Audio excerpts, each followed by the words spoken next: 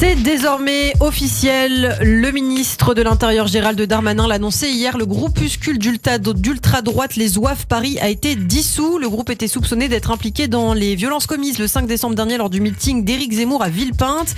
Et la procédure de dissolution du groupe avait été lancée quelques jours plus tard, le 12 décembre. Selon le décret de dissolution, donc aujourd'hui, ce groupe informel apparu en 2017 et rassemblant une vingtaine de membres était régulièrement accusé d'être à l'origine de nombreux et récurrents agissements violents et de propager un discours ouvertement raciste, diffusant régulièrement d'ailleurs des images reprenant les symboles de l'idéologie nazie. On va en parler ce matin et c'est l'occasion de revenir sur les agissements de ce groupe bien plus radical que Génération Identitaire qu'on connaît, récemment dissous également et dont on avait parlé sur Radio J. On fait le point ce matin avec vous, Christophe. Et le leader de ce groupe est un certain Marc de Cacrès-Valménier. On le voit dans une des vidéos tournées dans la salle de meeting d'Éric Zemmour à Villepinte, donc début décembre, s'acharner sur des militants de SOS Racisme tout en évitant de frapper les femmes. C'est un néo-nazi affirmé, issu d'une dynastie, une famille noble qui a fourni d'ailleurs plusieurs figures de l'extrême droite avec un oncle aumônier de Civitas et cousin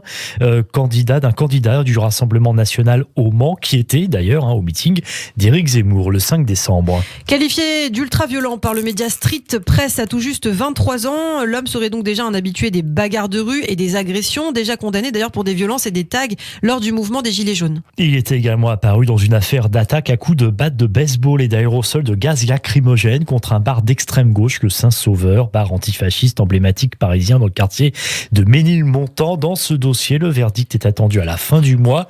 Moi, que l'on puisse dire, c'est donc que l'homme aime la bagarre. Il était même parti prendre les armes à l'étranger fin 2020. Et oui, c'était sur le Haut-Karabakh, région sécessionniste arménienne que dispute l'Azerbaïdjan voisin à l'Arménie. Si la cause et le combat est juste, eh bien malheureusement, ceux qui en ont beaucoup parlé sont les militants d'extrême droite, une quasi-guerre sainte pour certains d'entre eux, qui y voient une nouvelle bataille entre l'Occident chrétien et l'envahisseur musulman. Oui, sur les réseaux sociaux, le leader du groupe avait diffusé une photo de 8 Kalachnikov à la main, treillis sur le dos et patch Totenkopf, symbole de la SS nazie, sur son gilet tactique. À l'époque, il tentait même de recruter. Dès que j'ai quelques jours de permission, je contacterai les autorités pour tenter de négocier la formation d'une brigade de volontaires étrangers.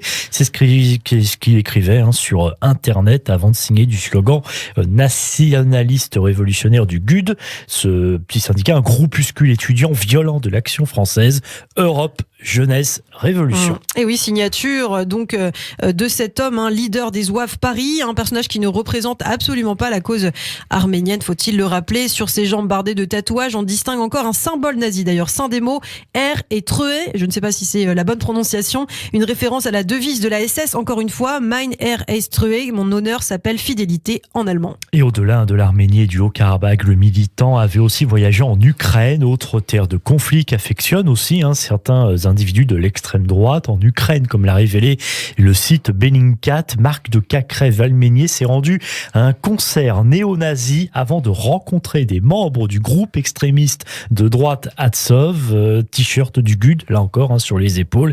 Il a également donné une interview à Olena Semenkaya, une figure du groupe Azov qui combat sur le front dans le Donbass. Alors ça, c'était donc pour la personnalité du leader du groupe Les Zouaves Paris. Ce qui est amusant, c'est le nom qu'a emprunté ce groupe, un zouave se définissant dans le langage courant comme un pitre, et autrefois dans l'histoire, Christophe, vous le savez mieux que moi, comme un soldat algérien d'un corps d'infanterie coloniale créé en 1830. Et c'est ce qu'écrivent nos confrères de Street Press. Ce nom, choisi un peu comme une blague, a surtout le mérite de brouiller les pistes et de ne pas impliquer les organisations plus officielles auxquelles peuvent parvenir certains d'entre eux.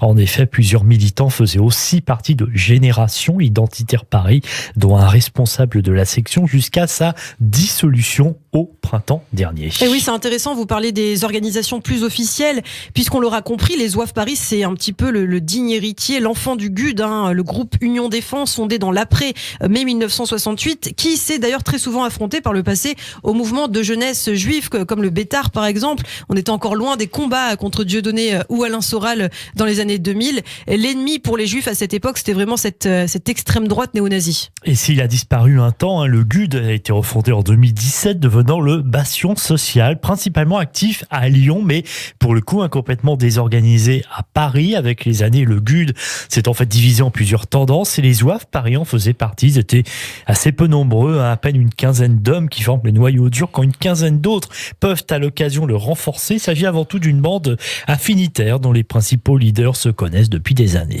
Et ce groupe, donc composé des éléments radicaux du GUD ainsi que d'identitaires et de royalistes de l'Action française, font leur première apparition en avril 2018, revendiquant l'agression notamment de supporters algériens lors de la Coupe du monde de football organisée à Paris.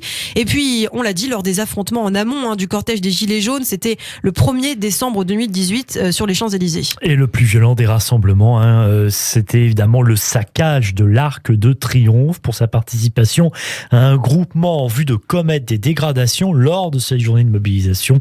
Marc de Cacrèves-Valménier, encore lui, avait été condamné à 6 mois de prison avec sursis assorti de 105 heures de travail d'intérêt général.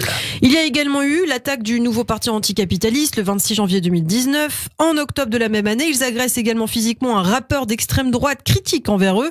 Puis le mois suivant, un étudiant de l'université Paris-Nanterre portant une veste aux couleurs du Maroc, ainsi que des militants de gauche lors d'une manifestation de Génération Identitaire. Et enfin, en janvier 2020, ils avaient agressé un journaliste de France Inter qui couvrait un défilé de la Manif pour tous. Ce rassemblement, vous le savez, contre l'ouverture de la procréation médicalement assistée aux femmes lesbiennes. Si peu nombreux et pourtant si dangereux, une note du renseignement les qualifie même de groupuscules de combat, les qualifie puisqu'ils ont été dissous. Ils agrègent ainsi des hooligans également venus des stades, puis plus attirés par la baston finalement que par les réunions politiques. Et Marc de Cacrèves-Valménier, certains de ces zouaves avaient d'ailleurs leur rentrée dans ce milieu. Ils viennent du groupe, le club, le Paris FC, ou des biens et travées du Parc des Princes, et ils ont des alliés chez les Infâmes ou la Milice Paris, où ils côtoient des supporters violents de toute la France. Vraiment une passion de la violence qu'ils mettent d'ailleurs en scène sur le réseau social Telegram. On a pu donc le voir notamment bien sûr au grand jour avec ce meeting d'Éric Zemmour qui s'est achevé à coups de poing. Et ils sont fiers de cette violence. Les zouaves avaient revendiqué l'agression, Christophe, à coups de poing, donc vous l'avez dit, et de chaises de militants de SOS Racisme lors du meeting du candidat d'extrême droite. Et le 5 décembre, en plein discours du candidat à la présidentielle, plusieurs militants de SOS Racisme qui avaient exhibé des t-shirts non racisme avaient été victimes de coups de poing et de jets de chaises par des soutiens de l'orateur. 10 jours plus tard, le leader du groupe, Marc de Cacrèves-Valménier, a donc été arrêté par la BRI de la préfecture de police de Paris, puis placé en garde à vue pour violence volontaire aggravée. Et il a depuis été mis en examen avec un autre homme d'ailleurs pour violence volontaire et placé sous contrôle judiciaire. Le groupe Les Zouaves Paris est en tout cas aujourd'hui dissous. C'est l'annonce du ministre de l'Intérieur Gérald Darmanin hier, et peut-être qu'on aura l'occasion de parler d'autres groupes qui existent encore, malheureusement des groupes néo-nazis dans notre pays.